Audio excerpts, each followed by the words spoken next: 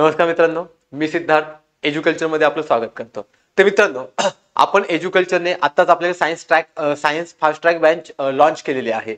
मग ती बॅच, त्या बॅचचं जे ओरिएंटेशन लेक्चर आहे किंवा त्या बॅच मध्ये आपण कशा पद्धतीने सायन्स घेणार आहोत त्यासाठी आता आपलं हे डेमो लेक्चर असणार आहे। मग लक्षात घ्या मित्रांनो, आता आपण या सेशन मध्ये जी काही चर्चा करणार आहोत तर पूर्ण कशाबद्दल करणार आहोत, तर आपल्याकडे असणाऱ्या ग्रंथी, त्यांच्यापासून तयार होणारे हार्मोन्स म्हणजे संप्रेरके आणि तिथे असणारे विकरे। मग लक्षात घ्या मित्रांनो, जर आपण आपल्या आयोगाचा पेपर पाहिला तर आयोगाने ग्रंथींवरती भरपूर वेळा प्रश्न विचारलेले आहे।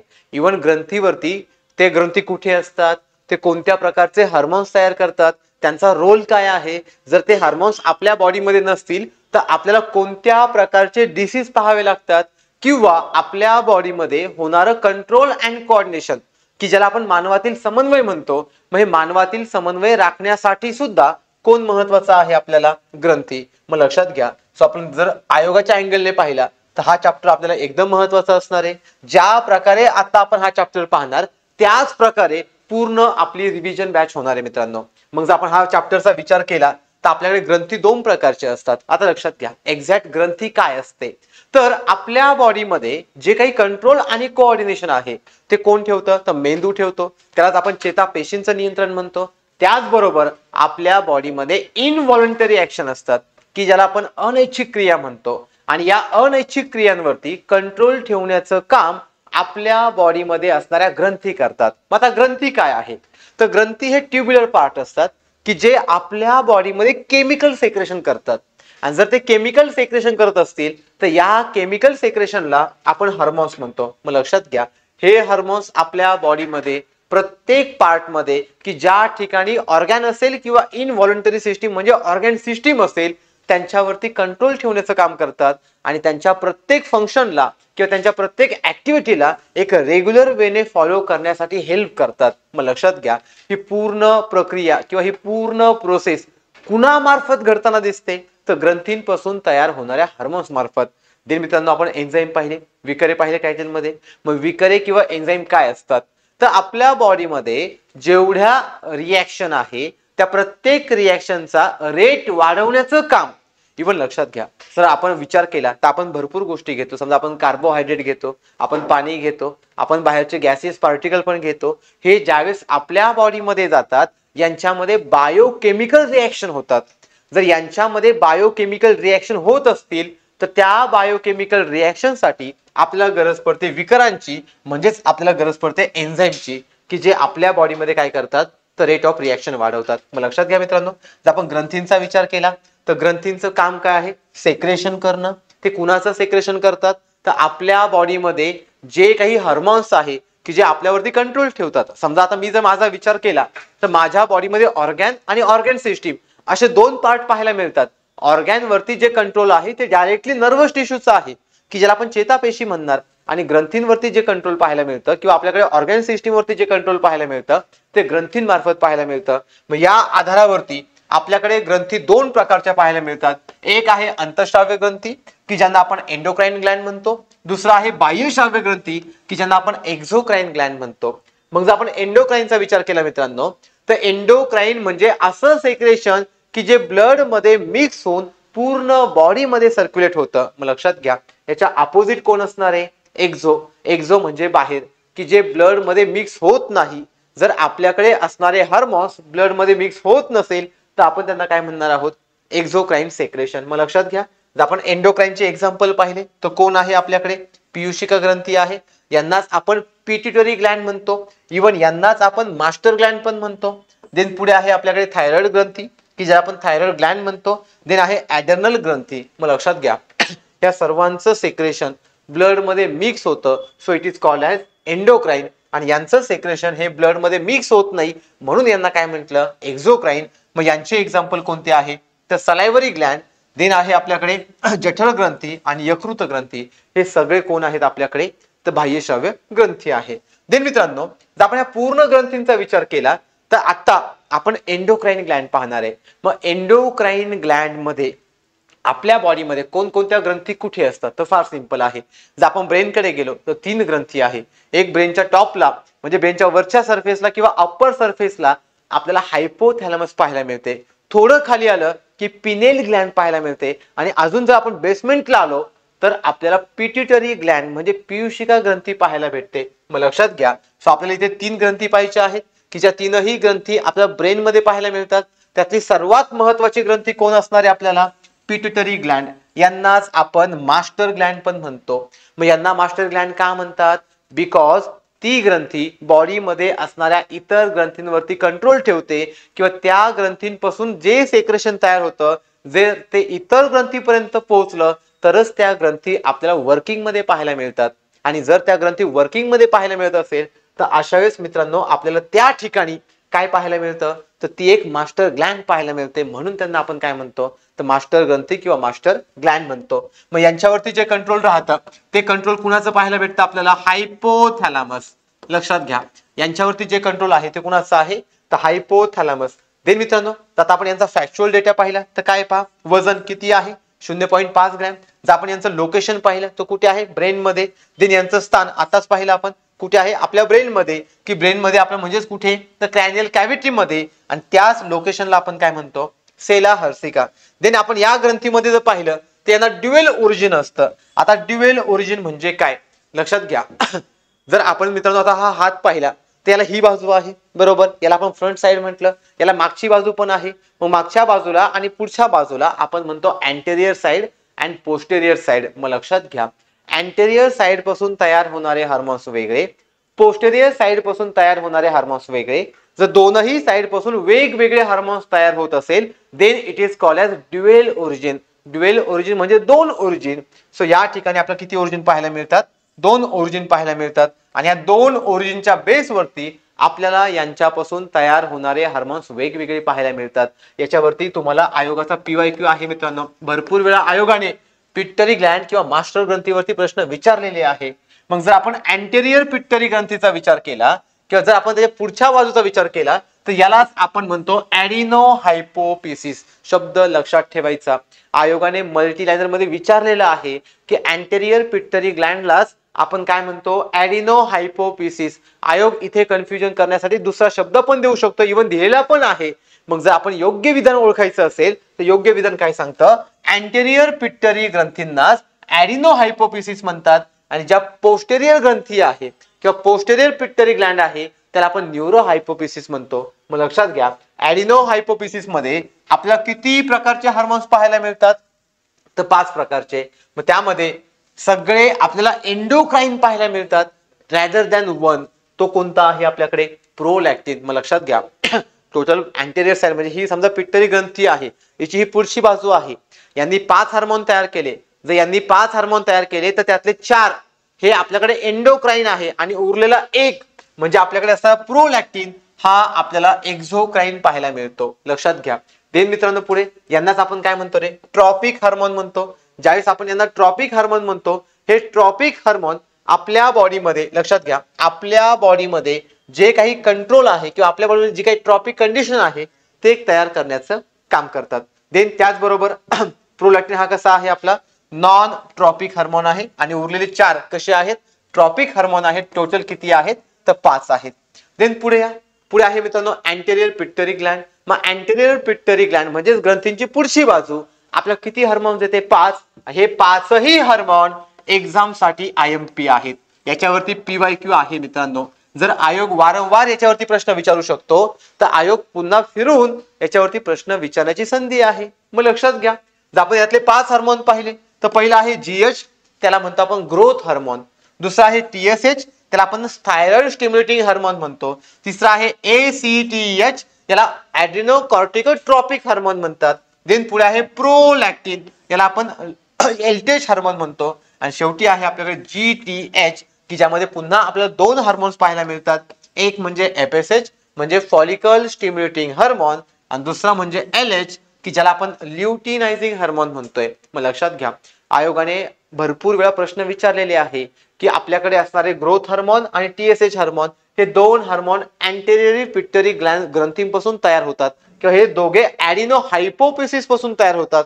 जरी इथे आपण ॲडिनो हायपोफिसिस म्हटलं तरी पण आपलं उत्तर तेच राहील, कारण दोघांचा पण अर्थ काय आहेत मित्रांनो?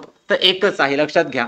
या दोघांचाही अर्थ आपल्याला काय पाहायला मिळतो? तर तर एकच पाहायला मिळतो. सो ॲडिनो हायपोफिसिस आणि आपल्याकडे असणारा अँटेरियर पिट्युटरी ग्रंथी यांच्याकडे जवळपास किती हार्मोन्स तयार झाले, तर 5 हार्मोन्स तयार झाले. ते 5ही हार्मोन्स हे आहेत. हे तुम्हाला लक्षातच ठेवायचे, बिकॉज आयोग डायरेक्टली विचारतो की प्रोलॅक्टिन काय आहे, अँटेरियर आहे का पिट्युटरी आहे, अँटेरियर आहे की पोस्टेरियर आहे. तर हा कोणता झाला, अँटेरियर पिट्युटरी ग्लँड, म्हणजेच आपल्याकडे जी समोरची बाजू आहे त्यापासून तयार होणारा हा एक हार्मोन झाला. देन पुढे या मित्रांनो, पुढे आहे आपल्याला जीएच. आता ह्या जीएच आपल्याला इथे काम पाहायचंय. सो आता आपण हे जे 5 हार्मोन पाहिले, हेच 5 हार्मोन इथे आपल्याला प्रॉपर वेने घ्यायचे. मग लक्षात घ्या, हे हार्मोन्स एक्झॅक्ट हार्मोन्स म्हणजे काय. आता मी तुमच्या पुढे उभा आहे म्हणजे काय, तर माझ्या बॉडीवरती काहीतरी क्रिया चालू आहे, इव्हन काहीतरी कंट्रोल चालू आहे. मग हे कंट्रोल ठेवण्यासाठी मला कंट्रोलची गरज आहे किंवा मला कोणत्या तरी सेक्रेशनची गरज आहे.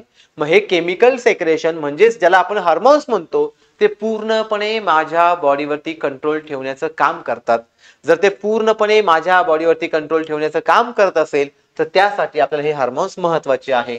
मग सगळ्यात फर्स्ट आहे जीएच, त्यालाच आपण ग्रोथ हार्मोन म्हणतो, इव्हन त्यालाच आपण सोमॅटोट्रॉपिन म्हणतो. मग लक्षात घ्या, नावातच आहे ग्रोथ, म्हणजे काय वाढत असेल, उंची वाढत असेल, त्याचबरोबर हाडांची आणि स्नायूंची पण काय होत असेल, वाढ होत असेल. त्याचबरोबर आपल्याकडे प्रथिने संश्लेषण म्हणजे प्रोटीन सिंथेसिस आणि पेशी विभाजन घडून येते. मग लक्षात घ्या मित्रांनो, ग्रोथ म्हणजे आपल्याकडे वाढ होणे किंवा ग्रोथ अँड डेव्हलपमेंट होणे. जर कोणत्याही सेलची आपल्याला proper growth and development conduct करायची असेल तर आपल्याला ह्या गोष्टी लागतात.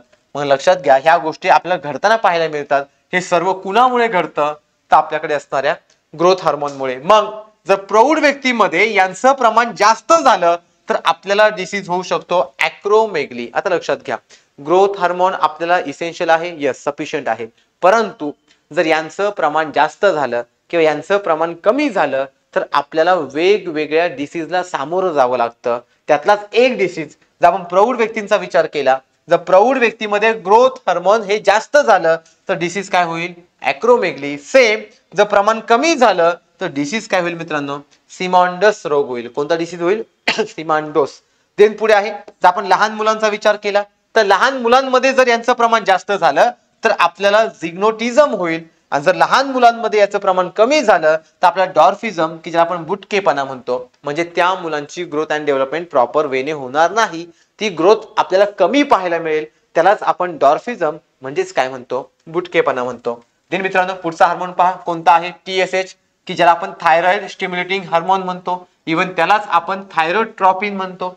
मग जर आपण यांचं कार्य पाहिलं तर हे कुठे आहेत मित्रांनो, हे कंठ ग्रंथीमध्ये. लक्षात घ्या, हा जो पोर्शन आहे आपला कंठ, म्हणजे जो आपला मानेचा पोर्शन आहे, त्या मानेमध्ये आपल्याला थायरॉइड ग्लॅन्ड पाहायला मिळते आणि त्याच्या मागे एक्झॅक्टली त्याच्या मागे 4 ग्रंथींचा सेट असतो, त्याला आपण पॅराथायरॉइड ग्लॅन्ड म्हणतो. मग लक्षात घ्या, ही थायरॉइड ग्रंथी ही काय करते मित्रांनो, तर आपल्या इथे हा जो टीएसएच आहे तो टीएसएच थायरॉइड ग्रंथींवरती नियंत्रण ठेवतो, की ज्याची निर्मिती कोणी केली, पिट्युटरी ग्लॅन्डने. मग लक्षात घ्या, पिट्युटरी ग्लॅन्ड केमिकल सेक्रेशन तयार करणार, ते केमिकल सेक्रेशन म्हणजे टीएसएच, ते येणार थायरॉइड ग्रंथीकडे.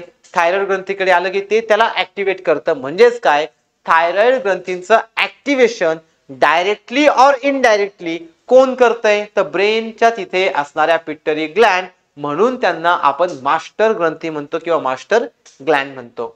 देन मित्रांनो पुढे पहा, जर आपण पाहिलं त्याच्यावरती आयोगाने असेही प्रश्न विचारलेत, यांना होणारी डिसीज पण विचारलेत. मग सिंपल आहे, तुम्हाला सगळ्यांना गलगंड आजार माहित आहे. लक्षात घ्या, कोणता आजार, गलगंड आजार, त्यालाच आपण गॉयटिस डिसीज म्हणतो, की ज्यामध्ये आपल्याला हा जो मानेचा भाग आहे किंवा जो आपल्या मानेमध्ये असणारा थायरॉइड ग्रंथींचा भाग आहे तो एक्सेसिव्ह ग्रोथ शो करतो. जर त्याची ग्रोथ ही एक्सेसिव्ह होत असेल तर अशा डिसीजला गॉयटिस डिसीज किंवा मराठीमध्ये गलगंड आजार म्हणतात, की जो आयोडीनच्या कमतरतेमुळे होतो. मग लक्षात घ्या, जास्त आयोडीन किंवा थायरॉक्सिन शोषणात हे काय करतात, उत्तेजित करतात, आणि जर तिथे आयोडीनची कमतरता झाली तर आपल्याला गलगंड आजार पाहायला मिळतो. याच्यावरती आयोगाने पीवायक्यू विचारलेला आहे. मग लक्षात घ्या मित्रांनो, जर आयोग असे पीवायक्यू विचारत असेल तर एक्झॅक्टली आपल्याला समजतं की आपण काय वाचायला हवं. म्हणजे थोडक्यात हे आपल्याला एक बाउंड्री सांगतात की आपल्या सिलेबसची बाउंड्री कुठपर्यंत आहे आणि आपण कशावरती फोकस करायला हवं. देन पुढे या मित्रांनो, देन पुढचा हार्मोन आहे एसीटीएच, त्यालाच आपण म्हणतो ॲड्रिनो कॉर्टिकोट्रॉपिक हार्मोन. मग यांचं काम काय आहे, तर आपल्या किडनीवरती असणाऱ्या ॲड्रेनल ग्रंथीवरती हे नियंत्रण ठेवतात आणि जो काही आपला त्वचेचा रंग आहे त्या त्वचेच्याही रंगावरती काय करतात, नियंत्रण ठेवतात.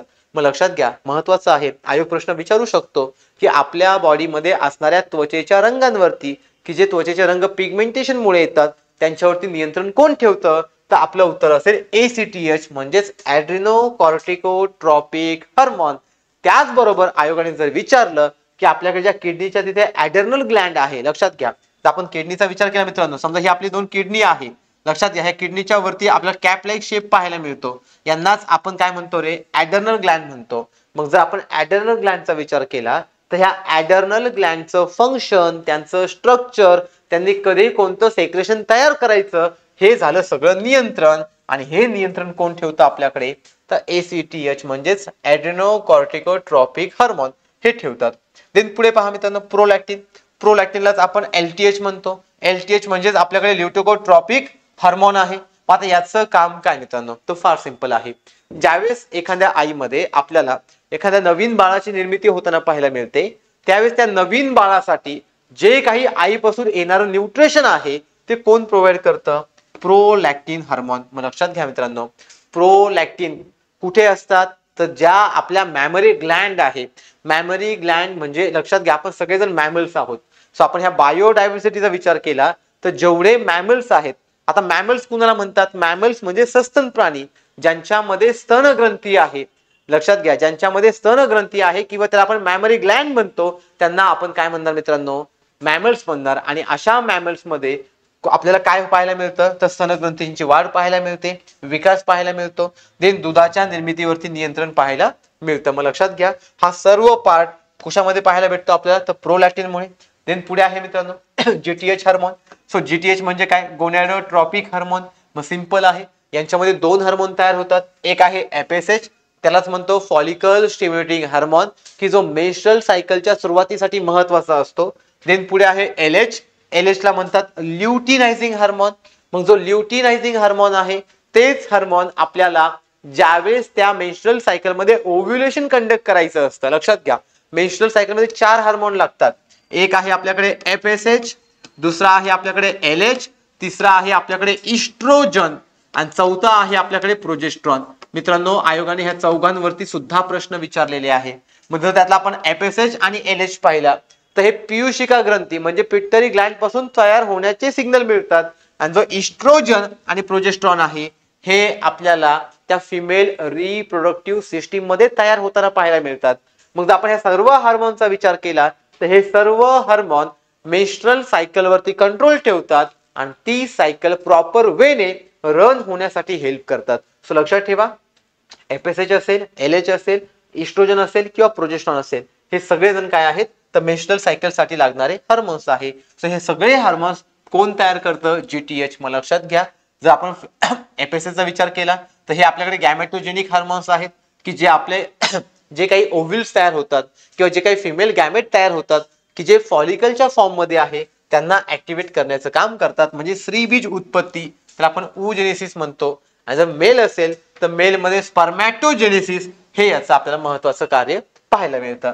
जर आपण ल्युटिनायझिंग हार्मोनचा विचार केला किंवा LH चा विचार केला तर हे सगळ्यात महत्वाचं कार्य आहे ओव्ह्युलेशन. लक्षात घ्या मित्रांनो, हेच कन्सेप्ट आपला जो चॅप्टर आहे रिप्रोडक्शन, लक्षात घ्या, आपला कोणता चॅप्टर आहे, रिप्रोडक्शन.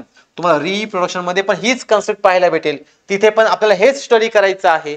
मग तिथे पण आपण ज्यावेळेस रिप्रोडक्शनचा विचार करतो किंवा ज्यावेळेस आपण रिप्रोडक्शन पाहतो, हे रिप्रोडक्शन एक्झॅक्टली आपल्याकडे कोणत्या मेथड मधून होताना पाहायला मिळतं किंवा कोणत्या हार्मोन्समुळे पाहायला मिळतं, तर ते हेच हार्मोन्स आहे की ज्या ठिकाणी मेल गॅमेट आणि फिमेल गॅमेट प्रोड्यूस केले जातात. मग लक्षात घ्या मित्रांनो, हे 5ही हार्मोन आपल्याला कोण प्रोड्यूस करून देतं, तर आपल्याकडे असणारे अँटेरियर पिट्युटरी ग्लँड. मग लक्षात घ्या, जर तुम्ही बायोलॉजीचा विचार केला तर सगळे चॅप्टर कनेक्टिंग लिंक आहे मित्रांनो, की एक चॅप्टर दुसऱ्याला लिंक आहे. आता आपण जेवढा ग्रंथींचा पार्ट पाहिला, हेच तुम्हाला मानवातील समन्वय मध्ये सुद्धा पाहायला भेटेल. कारण मानवातील समन्वय मध्ये पण 2 प्रकारचं नियमन आहे किंवा 2 प्रकारचं नियंत्रण आहे. एक चेतापेशींचं नियंत्रण आहे, दुसरं आपल्याकडे ग्रंथींचं नियंत्रण आहे. आणि तोच ग्रंथी म्हणजे आता आपण जे पाहतोय हेच. लक्षात घ्या, वेगळं असं काही नाही. तेच लिंकिंग आता आपण रिप्रोडक्टिव्ह ग्लँड पाहिल्या, म्हणजेच आपण त्याचा संबंध रिप्रोडक्शन मध्ये लावू शकतो. मग लक्षात घ्या, याचा अर्थ काय झाला, की आपण जो सिलेबस पाहतोय तो सर्व सिलेबस इंटरलिंकिंग आहे. जर आपण त्याला मित्रांनो इंटरलिंक केलं तर आपली प्रॉपर रिव्हिजन होते. मग लक्षात घ्या, जर आपण पोस्टेरियर ग्लॅंड पाहिलं तर पोस्टेरियर पिट्युटरी ग्रंथी यांच्यापासून जवळपास 3 हार्मोन तयार होतात. लक्षात घ्या, ही आपली एक ग्रंथी आहे. या ग्रंथींची समोरची बाजू तुम्ही पाहिली, समोरच्या बाजूला आपण अँटेरियर म्हटलं, याची मागची बाजू पण आहे, त्या मागच्या बाजूला आपण पोस्टेरियर म्हटलं. अँटेरियर पासून 5 हार्मोन तयार झाले, ते कोणते ते आता आपण डिस्कस केले. देन ही जी मागची बाजू आहे पोस्टेरियर, यांच्यापासून किती हार्मोन्स तयार होतात, तर 3 हार्मोन्स तयार होतात, की ज्यामध्ये पहिल्याचं नाव काय आहे एडीएच, दुसरा कोणता आहे ऑक्सिटोसिन. लक्षात घ्या, दुसरा कोणता आहे ऑक्सिटोसिन आणि तिसरा कोणता आहे आपल्याकडे कोहेरिन. देन मित्रांनो जर आपण एडीएचचा विचार केला तर एडीएच म्हणजे अँटी डायरेटिक हार्मोन. हा काय करतो तर किडनीच्या फिल्ट्रेशनचा दर वाढवतो, त्याचबरोबर लहान आतड्यातील जो जेजुनमचा भाग आहे या भागांचे आकुंचन घडून आणतो. लक्षात घ्या, जो काही आपल्याकडे लहान आतड्यांचा जेजुनमचा भाग आहे त्यांचे काय घडून आणतो, आकुंचन घडून आणतो. आणि यांच्या कमतरतेमुळे आपल्याला डायबिटीज इन्सिपिडस हा रोग पाहायला मिळतो. याच्यावरती मित्रांनो आयोगाने PYQ विचारलेला आहे, लक्षातच ठेवायचा. आता डायबिटीज इन्सिपिडस हा एक शुगर डिसीज आहे. हा डिसीज कुणाच्या कमतरतेमुळे पाहायला मिळतो तर एडीएचच्या कमतरतेमुळे पाहायला मिळतो. आणि त्याचबरोबर या डिसीज मध्ये आपल्याला लक्षणे काय पाहायला मिळतात, अति तहान लागते किंवा अति लघवी लागते. सो हे सर्व एडीएच पासून आपल्याला पाहायला मिळतं. देन मित्रांनो पुढे आहे ऑक्सिटोसिन. जर आपण ऑक्सिटोसिनचा विचार केला तर ऑक्सिटोसिन हे एक बर्थ हार्मोन आहे. ज्यावेळेस लहान मुलांचा जन्म होण्याची प्रक्रिया चालते त्या प्रक्रियेसाठी जे काही बर्थ हार्मोन लागतं ते बर्थ हार्मोन म्हणजे काय आहे तर ऑक्सिटोसिन आहे. लक्षात ठेवायचा, हा कोणता हार्मोन आहे, बर्थ हार्मोन. जर याच्यावरती आयोगाने प्रश्न विचारला की बर्थ हार्मोन कोणता आहे तर आपलं उत्तर काय असणार, ऑक्सिटोसिन. आणि जर आपण कोहेरिन पाहिलं तर कोहेरिन हे लहान आतड्यातील जेजुनम या भागाचे आकुंचन घडून आणते. मित्रांनो आपल्या बॉडीमध्ये असणारे लहान आतडे किंवा मोठे आतडे हे मस्क्युलर टिश्यू पासून बनलेले आहे, हे मस्क्युलर पार्ट आहे. जर यांच्यामध्ये काही मुवमेंट घडवून आणायची असेल तर आपल्याला आकुंचन आणि प्रसरण करणं गरजेचं असतं, की जे फक्त मसलमध्ये पाहायला मिळतं. आणि त्या आकुंचन आणि प्रसरणामुळे त्या ठिकाणी जे काही पार्टिकल्स आहे त्यांची हालचाल पाहायला मिळते. सो हे तिघेही आपले काय झाले, पोस्टेरियर पिट्युटरी. तर मित्रांनो असेच पूर्ण लेक्चर कव्हर करण्यासाठी एज्युकल्चर आपल्यासाठी फास्ट ट्रॅक सायन्सची रिव्हिजन बॅच घेऊन येत आहे. ही रिव्हिजन बॅच 24 नोव्हेंबर पासून चालू होत आहे, की जी आपल्याला ऑफलाईन प्लस ऑनलाईन दोनही स्वरूपात पाहायला मिळेल, की ज्यामध्ये 18 तासांचं शेड्यूल असेल, की ज्या 18 तासामध्ये पूर्ण सायन्सची रिव्हिजन केली जाईल, की ज्यामध्ये आपले जे PYQ ओरिएंटेड डेटा आहे तो, कन्सेप्च्युअल बेस जो काही डेटा आहे तो, त्याचबरोबर जे काही आपलं प्रेडिक्शन आहे की ज्यावरती आयोग प्रश्न विचारू शकतो तो सर्व डेटा आपण कव्हर करणार आहोत. थँक्यू.